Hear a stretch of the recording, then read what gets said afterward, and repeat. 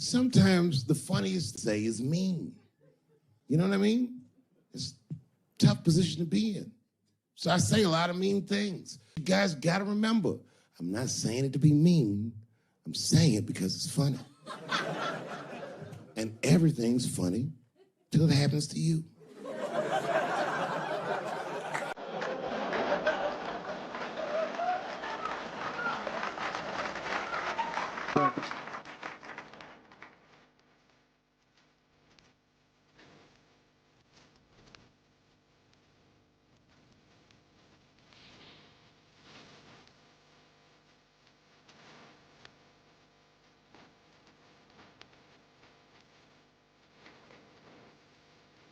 Stop.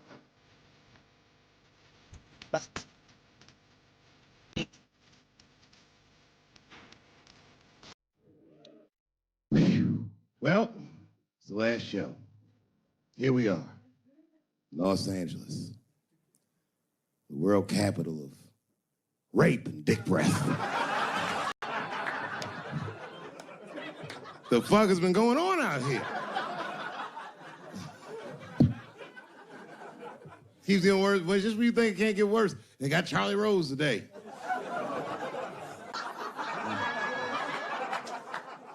It's gonna be a quiet morning on the news tomorrow. Charlie Rose, who's next? Captain Kangaroo? Everybody is raping like hotcakes. I, for one, am starting to get worried. You know, I've been in show business 30 years. I had no idea how much danger I was in. It's really some scary shit. I gotta tell you, Harvey Weinstein's probably the first person that I ever looked at a photograph of and was like, yeah, he rapes. I'm not sure this motherfucker has a choice. Not a handsome man, a lot of meat and extra skin on his face. Yeah, he's ugly. You know the sad part is, he's done so well in life, he probably doesn't know he's ugly. You know, when you're good looking, everybody will tell you, oh, you look wonderful, you're so great looking. But when you're ugly, you gotta figure that shit out for yourself. It's a lot of putting clues together through the years. Why am I not getting in the club? I got all the right shit on.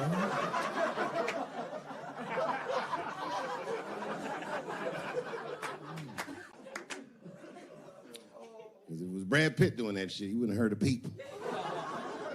The girl would just come back down like, I got the part.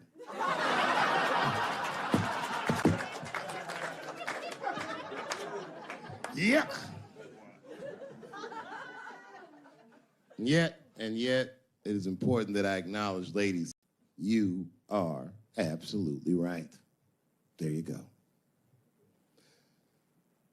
And you gotta all be mindful of that, guys, because this could happen to any of us. It could happen to me. I can see that. I can see him showing up. Hi, I'm here for my 3 a.m. with Mr. Weinstein.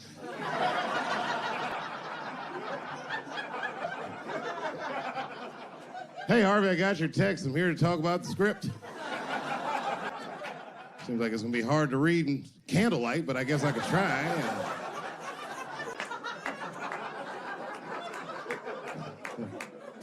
Sound like a fucking nightmare. Could you imagine that shit? Could you imagine if you was in a business meeting and a motherfucker pulled their dick out? Middle of the meeting, I'd be like, yo, my man, this is the most unprofessional shit I've ever seen in all my days. Just let me finish, Dave Chappelle. I'll put you in all 3 Lord of the Rings.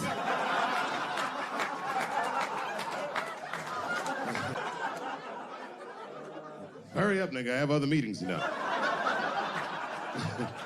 I have a 4:30 a.m. at Brett Ratner's house, and I believe it's wardrobe fitting.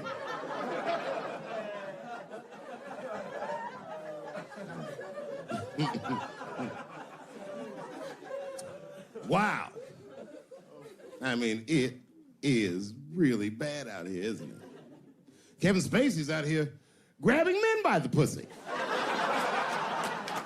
I didn't even know that was possible. Jesus Christ. He got the guy from Star Trek, The Next Generation. That's who we got.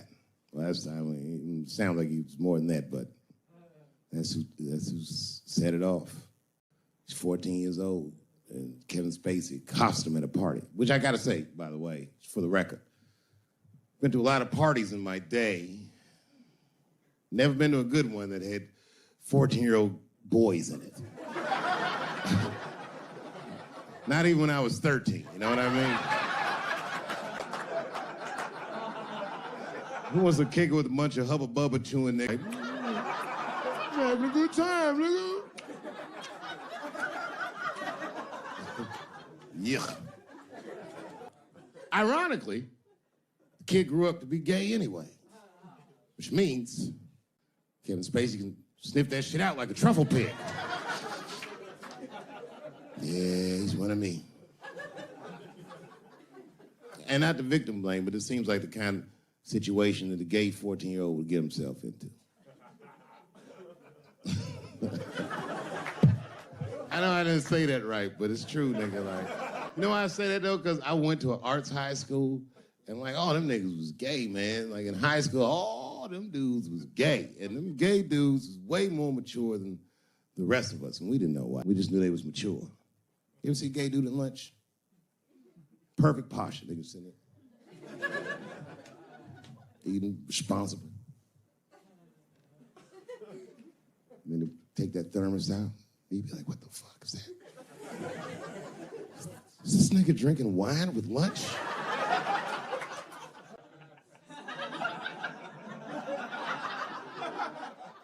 We didn't know what it was.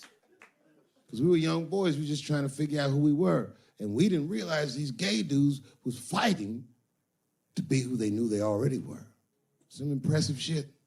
They were fearless, the gay kids. Fucking fearless. I've never seen a scared gay dude in my life. What kind of man has no fear? You could be tied up in a hostage situation with a gay dude. Them niggas would still be like, I'm thirsty.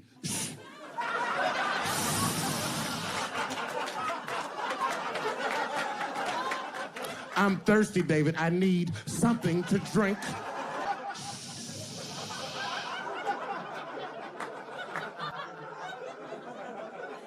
Well, then shoot me. I would rather die of a bullet than dehydration, nigga. I am thirsty. I need some water.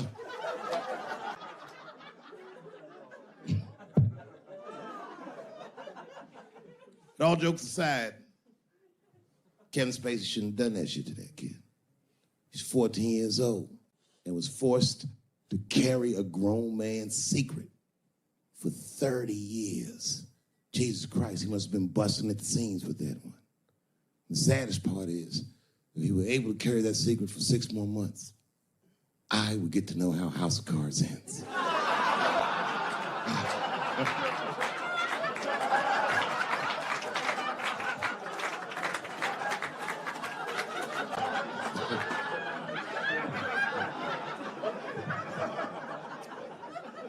Yep, ladies and gentlemen, these are dark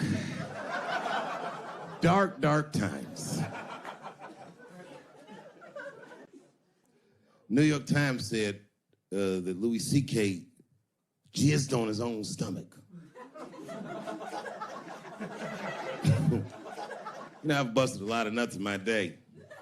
None of them were newsworthy.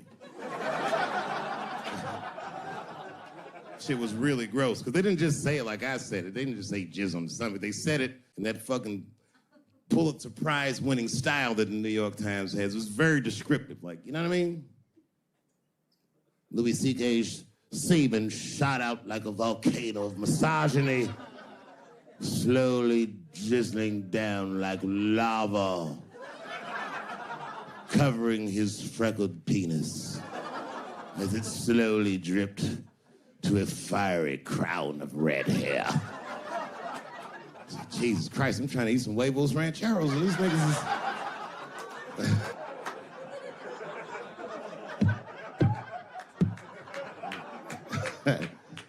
part being a comedian, knowing the motherfuckers, everybody comes up to me like, did you know?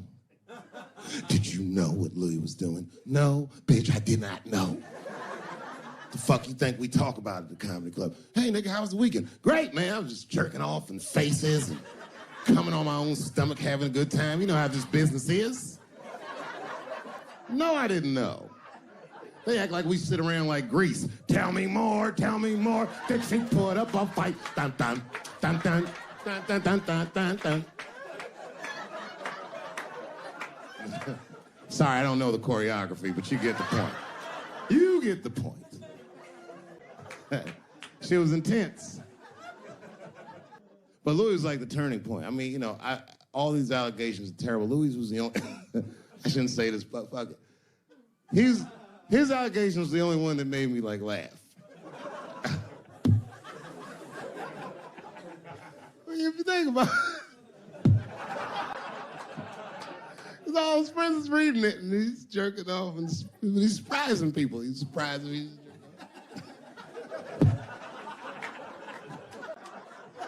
I just picture all the comics in comedy just reading it like, what?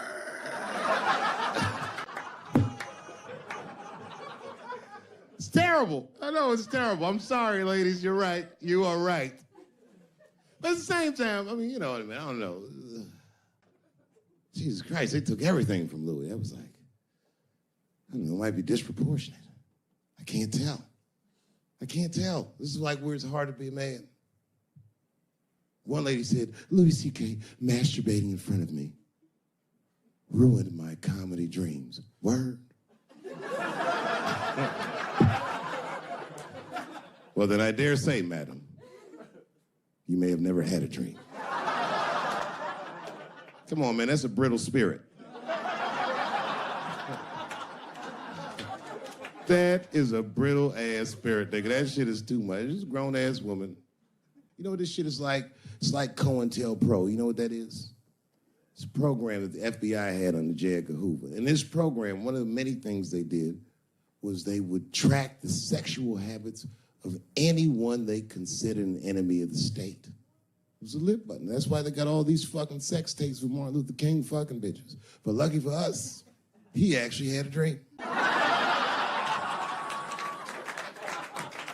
You think if Louis C.K. jerked off in front of Dr. King, he'd be like, I can't continue this movement. I'm sorry, but the freedom of black people must be stopped. I didn't know this nigga was gonna pull his dick out and jerk off like this. I just thought we were gonna get a couple of drinks and chill. Show business is just harder than that. Them women sounded like, I hate to say it, y'all, it sounded weak. I know it sounds fucked up, I'm not supposed to say that, but one of these ladies was like, Louis C.K. was masturbating while I was on the phone with him. Bitch, you don't know how to hang up a phone?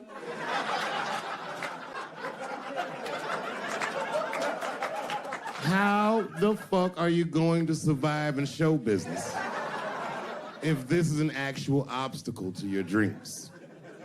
I know Louis is wrong, ma'am. I'm just saying I'm held to a higher standard of accountability than these women are. Don't forget who I am. Don't forget what I am. I am a black dude. Don't ever forget how I got here. My ancestors were kidnapped. I don't even know where the fuck I'm from. They were put on the bottom of boats. They sailed them across the Atlantic. Many of them died. Only the strongest survived. And once they got here, they beat the humanity out of my people. They turned us into beasts of burdens. They made us do their work. And the irony is, hundreds of years later, they called us lazy. We fought in the Civil War. We damn near freed ourselves. Then in Reconstruction, black people did great. My great-grandfather was a very wealthy man. But then the black coats came, Jim Crow came, and there was 100 years of unspeakable oppression again. Lynchings, all kinds of terroristic acts to keep us in the margins of society. And yet we still fought. And Dr. King was born. And then things got better. 20 years after Dr. King was assassinated, Michael Jackson was moonwalking on television. Something, something, something, Barack Obama.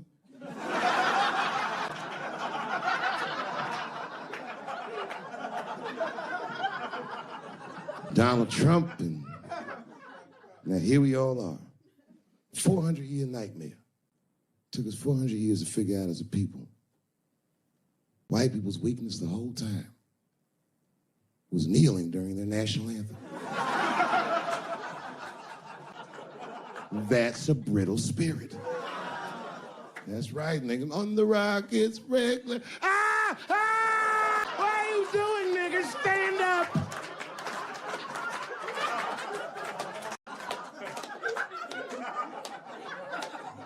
The Vice President of the United States got involved. Mike Pence got involved. He went to the game. These niggas will have to stand when they see me. And all them football players looked up in the stands and saw Mike and said, Mike Pence, come on, y'all. Woo, bang. Pow! Oh! Foiled. Brittle spirit. I could kill every white person in America at one time. You know how I'd do it? I would just wait for the Super Bowl. And right when they sang the national anthem, I'd have O.J. Simpson walk to the 50-yard line with them bad knees. Is that O.J. Simpson on the field? What the hell's he doing? Oh, I know what he's gonna do. Stop him!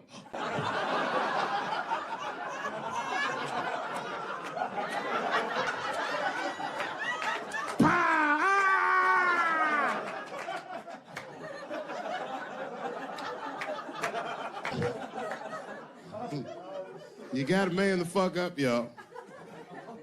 I don't mean to be disrespectful because, man, I know you're upset what I said, but you know, I know you're right, but come on, baby, it's me. I was right once. Remember that? Does anybody remember when I was like missing from show business for 12 years? Remember when I had like this really popular show and I walked away from $50 million? A lot harder than walking away from Louis' freckled dick.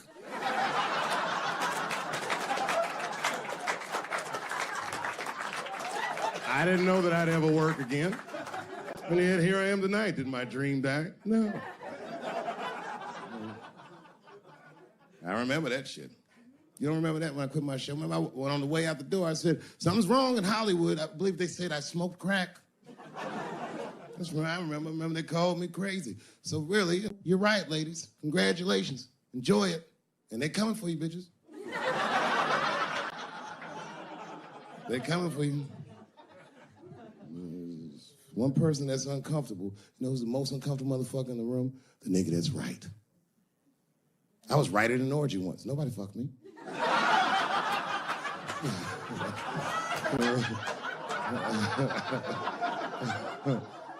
was just walking around like Tom Cruise at the movies, just looking. And ruin the whole orgy by accident. It's easier to ruin an orgy than you think. All you gotta do is wait for it to get kind of quiet and then go, ew.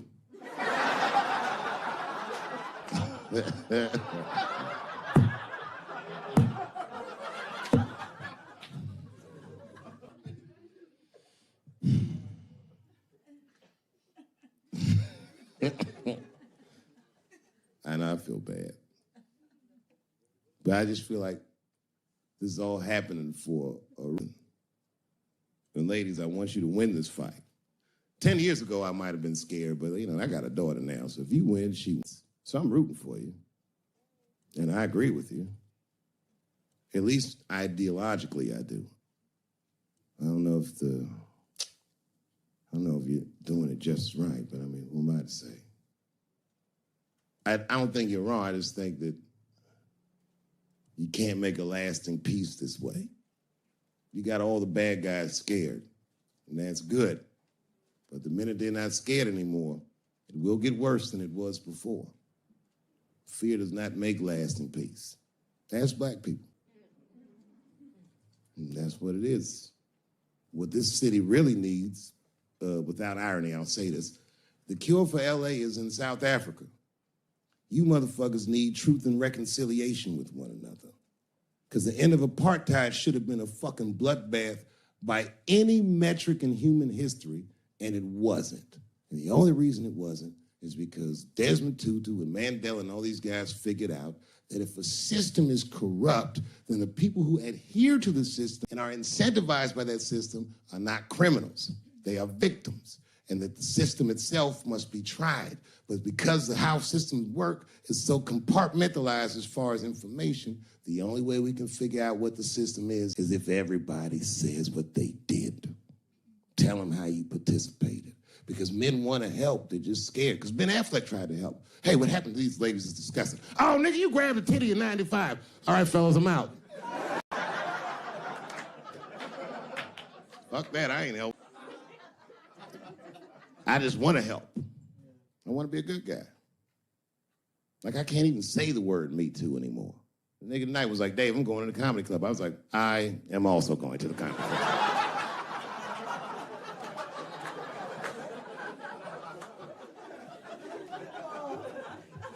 And I didn't even know it was happening, but I guess I became like a feminist in the last 3 weeks because I can't watch porn the same. Like, I watch it sometimes, but I can't click on these motherfucking thumbnails, not with those titles. Guy crams young girl in the ass with hard right. I can't click on that. Come on, nigga, give me something I can click on. Dude gets sucked off by a midget. Little person, I say to myself.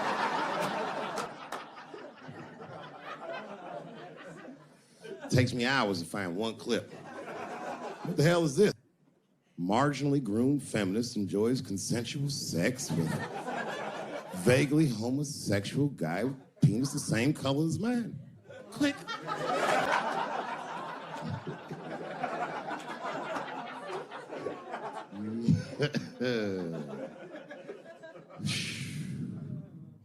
You notice a lot of black dudes haven't been getting Me Too. I don't want to jinx myself. You know why, though? Obviously, black women go through the same thing, right? The reason is because black women from slavery won't tell on us because they know that no matter how bad we black dudes are, white dudes are very mean. They're scared to see us get punished. My wife is Asian. She'd tell on me in a goddamn second.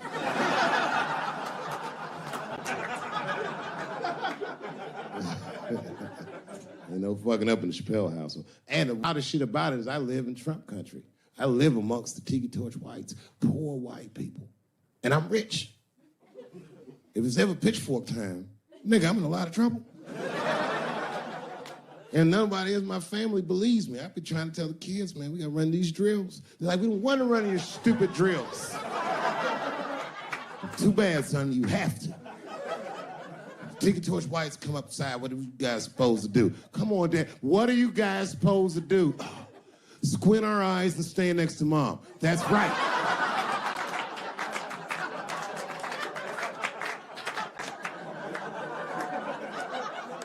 And what are you gonna bring me? Your gun and your groundskeeper uniform. That's right. I'll go outside and see what they want.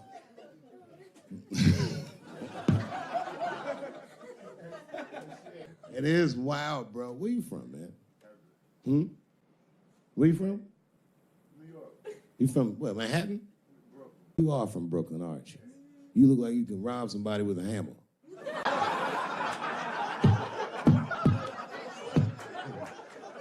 Brooklyn niggas rob you with shit they find around the house. I just got stabbed with a toothbrush. This nigga must be from Brooklyn. I'm fucking around. Yeah, man. Well, you ladies are right.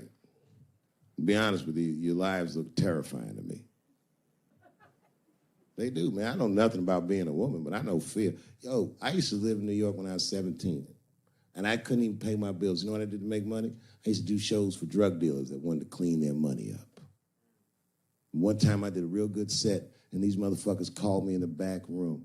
They gave me $25,000 in cash. I was probably 18, 19 years old. I was scared. I thanked them profusely. I put that money in my backpack. I jumped on the subway and started heading towards Brooklyn at 1 o'clock in the morning. Never been that terrified in my life. Because I never in my life had something that somebody else would want. I thought to myself, Jesus Christ, if motherfuckers knew how much money I had in this backpack, they'd kill me for it. Then I thought, holy shit. What if I had a pussy on me all the time?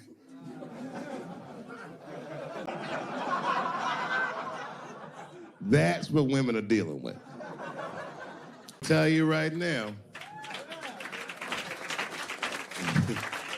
It's real talk. If them same drug dealers gave me a pussy and said, put this in your backpack and take it to Brooklyn, I'd be like, nigga, I can't accept this.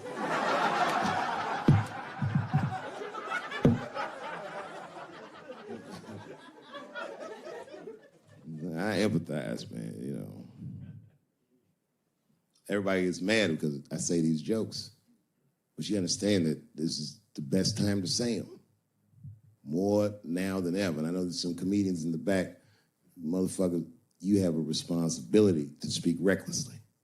Otherwise, my kids may never know what reckless talk sounds like. The joys of being wrong. I didn't come here to be right. Just came here to fuck around. It's hot in here suddenly, isn't it? I wonder where that heat came from. I wonder what happened to me. Where did I go for 12 years if I wasn't raped?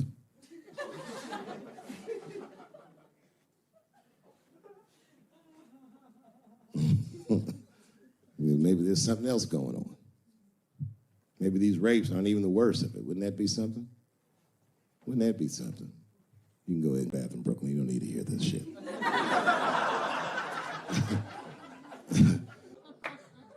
You see that motherfucker right there? He's under an enormous amount of pressure. He is. Just being big and black with that hairdo, nigga, that motherfucker's a suspect for everything. Except white-collar crime.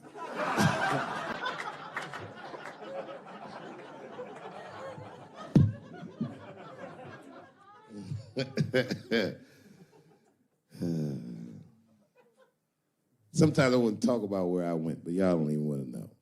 I was gone for a long time, nigga. I was in the upside down.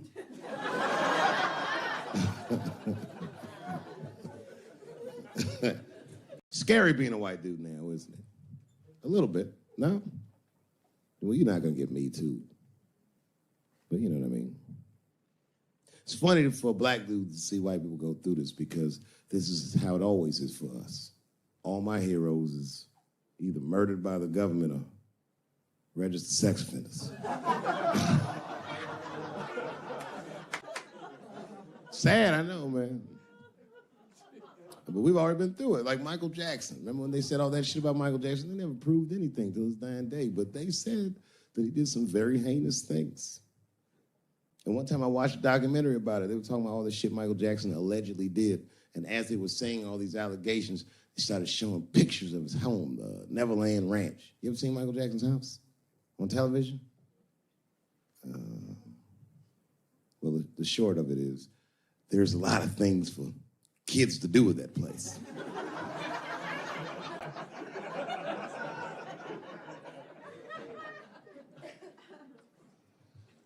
And I saw the whole thing, exotic animals and Ferris wheels and merry-go-rounds and shit. And the more they showed it, the more certain I was that I don't think Michael Jackson did any of those things they said he did.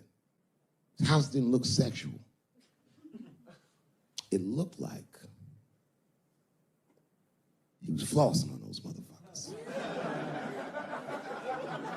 It didn't look like he was trying to fuck kids. It looked like he's just trying to impress them. Like, this nigga's Jay-Z for kids. Like, he just walking through his house. This is my cotton candy machine. It makes 3 tons of cotton candy a day. You know, all the cotton candy you want. This closet is filled with nothing but custom-made karate slippers. Isn't that cool? Shall I have my monkey bring us more cupcakes? Hey guys, let's watch a movie. What movie do you want to see? Home Alone. Oh, no, don't touch the DVD player. Macaulay Culkin's here, he can act it out. Come on, Macaulay. Act out Home Alone for my guest. And them kids was like, man, you are all right, mister. This is fantastic, man. We had you all wrong. All wrong? What? I don't understand. What do you mean?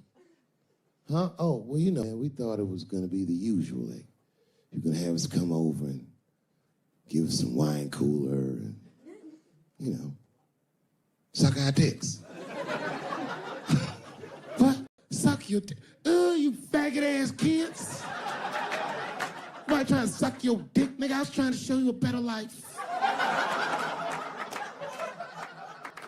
Bubbles, get these kids the fuck out of my house. You're just like everyone else. Hollywood is no place for moral absolutism. You know what I mean? We must never forget that R. Kelly peed on a 15-year-old girl. And he also wrote, I Believe I Can Fly. Same guy, same lifetime. If I showed you that video of him peeing on that girl and scored it to I Believe I Can Fly, he'd be torn. I used to think that I could not go on. You would know how to feel. If I can see it.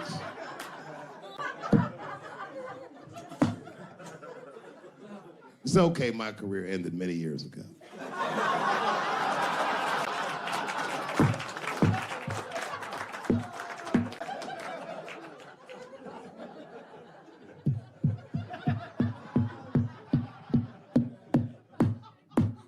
Order. No, I'm terrible. I'm sorry, everybody. I'm sorry. Want to know what happened to me? Nah.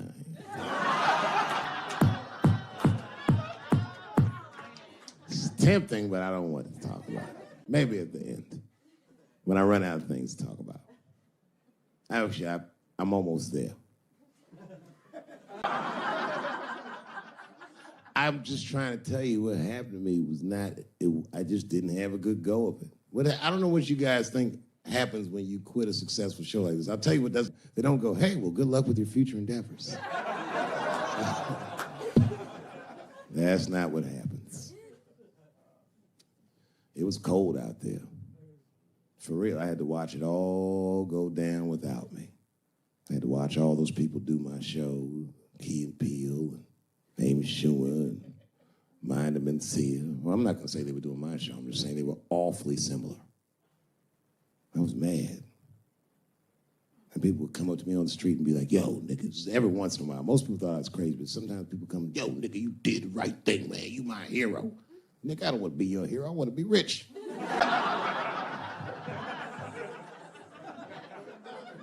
Never choose to be a hero, because heroes die uncomfortable deaths. All I wanted to be was Paul Revere. I just needed one heroic moment, you understand? Paul Revere's ride was only one night. And then 40 years of him being like, hey, y'all, remember that time everybody was asleep and I was up and the British was coming? Boy, it's a good thing I was awake, nigga. Everybody be dead.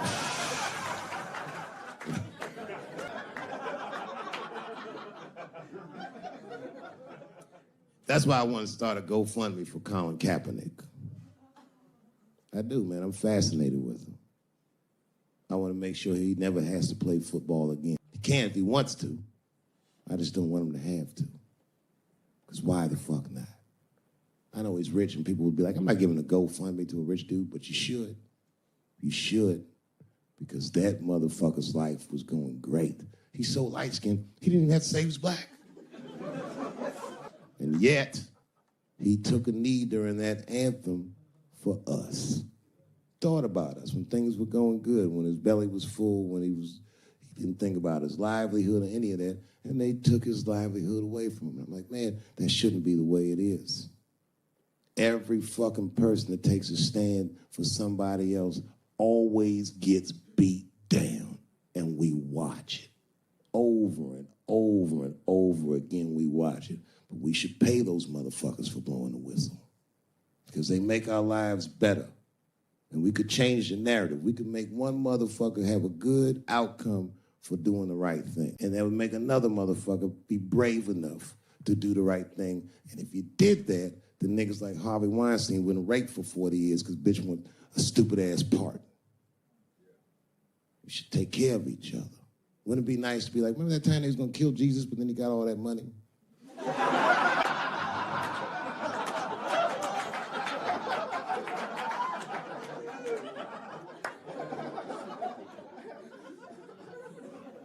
Real talk, man.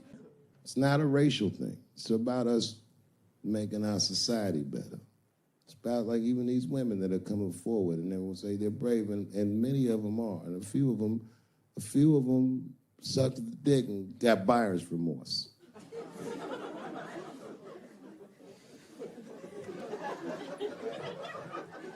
Yo, that's a huge omission from this narrative. This wouldn't have gone this far if some women weren't willing to do it.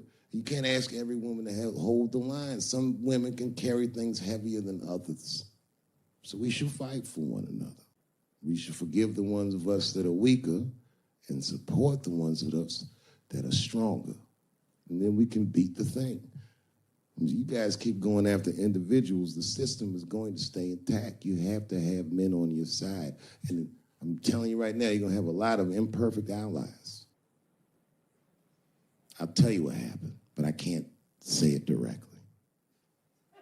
There's a book, to me, that encapsulates my entire experience before I left the show.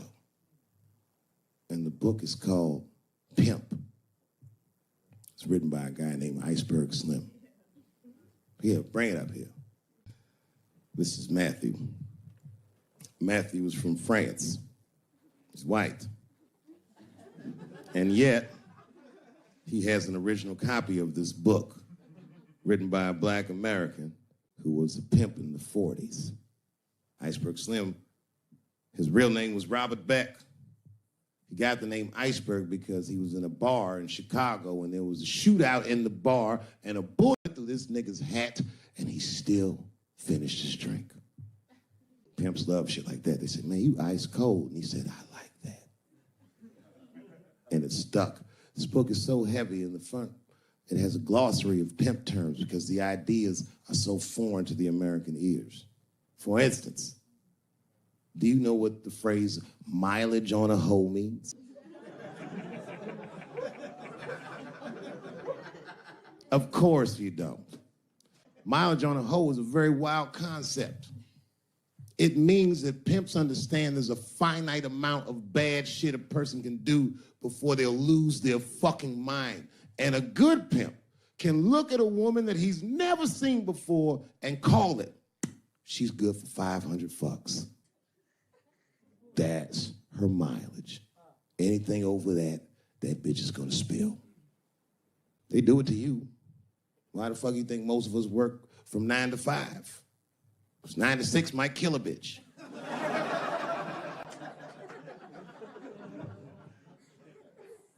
Iceberg Slim was the one that broke down what a bottom bitch was. Does anyone know what a bottom bitch is? Anyone? What's a bottom bitch, sir? It's your prostitute that's the best out of all of them, that brings in the most money. That's right. That's exactly right. You black?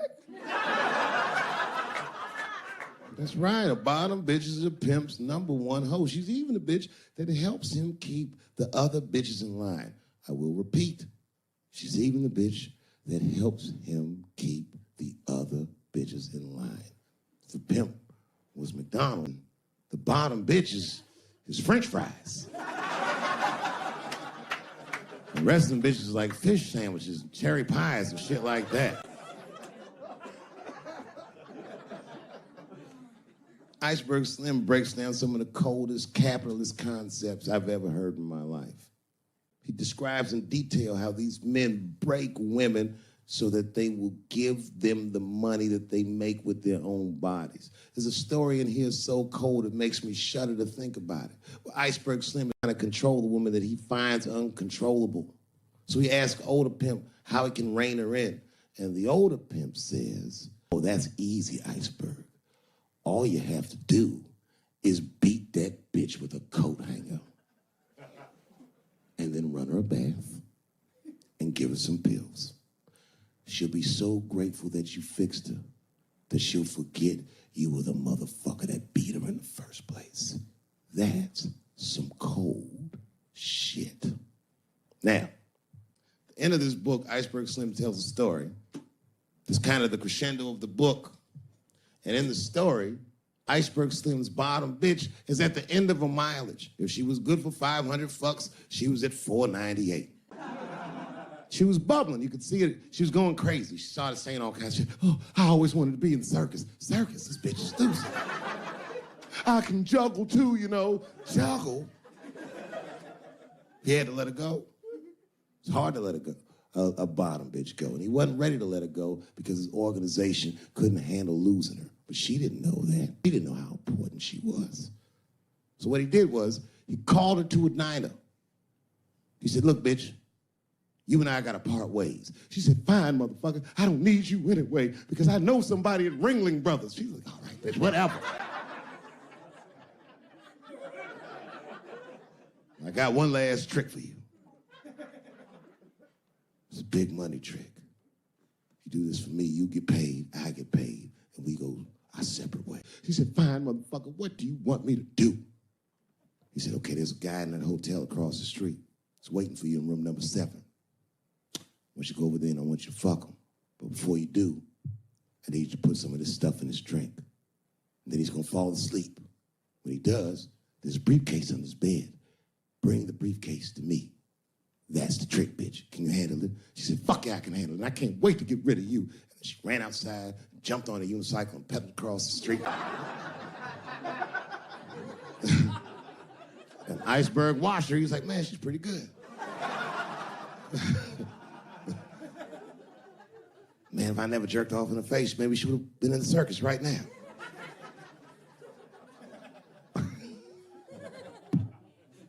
And she runs up to the motel steps and she disappears in room number 7. She's gone for a real long time. Real long time. So long, in fact, that Iceberg got a little worried. But then, suddenly, she came back. He said, what's going on, bitch? Where's the briefcase? She said, I didn't get it, Daddy. He said, what do you mean you didn't get the briefcase, bitch? What's wrong with you? She said, oh, I did everything you said, but that man don't look right. Something wrong, Daddy. He said, what do you mean something's wrong, bitch? Did you put that stuff in his drink? She said, I did everything you said, Daddy. I put all of it in his drink. He said, wait a minute, bitch. Wait a minute. You put all of it in his drink? Now he had to see for himself. The two of them go across the street to the motel, and they go into room number 7, and on the bed, laying lifelessly, is the white man that she was supposed to fuck. And Iceberg said, you right, bitch, she don't look good. What the fuck? So he called a friend of his that was a doctor that was close by. And the doctor came in, gave the guy a thorough examination, and told them both what was obvious. Slim, this motherfucker is dead. Oh, God, Daddy. Oh, no, we killed him. He said, calm down, bitch.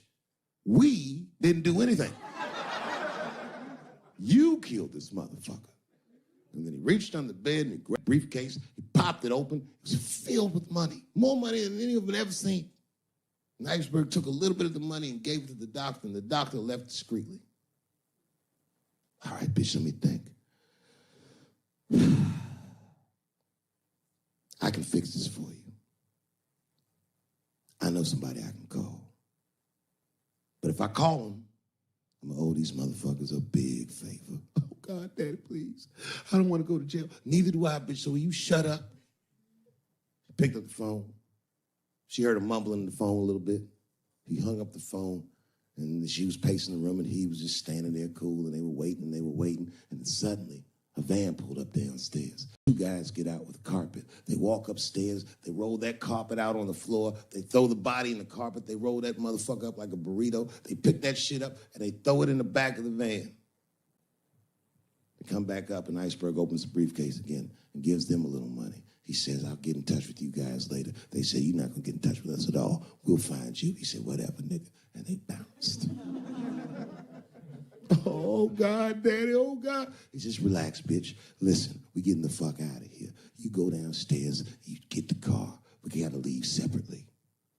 She went, she got the car. Iceberg grabbed that briefcase, waited a few minutes, looked out the window, and then he went down with her. They both got in the car, and they drove off. She was a blubbering mess. Oh, you did all this shit. He said, I told you, bitch, we didn't do anything. You killed a motherfucker, and I cleaned him up.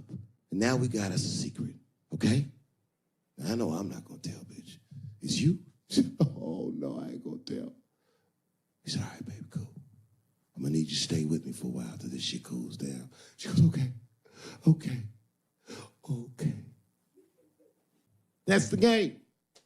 That's how the whole shit works, ladies. You understand? This bitch was at the end of her mileage. She was at 498. She ended up tricking for Iceberg for another 6 months. She must have turned another 200 tricks for him. Do you understand? That's some cold shit. And the cold shit about it is that the dead guy on the bed wasn't even dead at all. This motherfucker was just a friend of Iceberg's acting like he's asleep. The doctor wasn't a doctor. It was a motherfucking butcher that happened to have a white coat. And the dudes who came in the moving van clothes was dressed like movers because they were movers. Iceberg had gotten a new apartment. And the bag of money was Iceberg's money in the first place. The money he got from all those women. That's a cold game. That's the motherfucking capitalist manifesto. And that's why I went to South Africa. So now we got us a little secret bitch. And CC at Central Bank, loose change.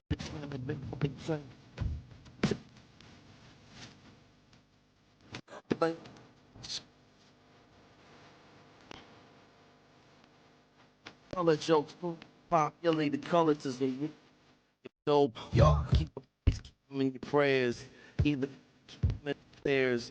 Better cause until you get justice, oh, got peace. What are they? What are they? What are they? Hey, it's all peace. Peace. Shot peace. Peace. Firefight leg. What are they? What are they? What are they?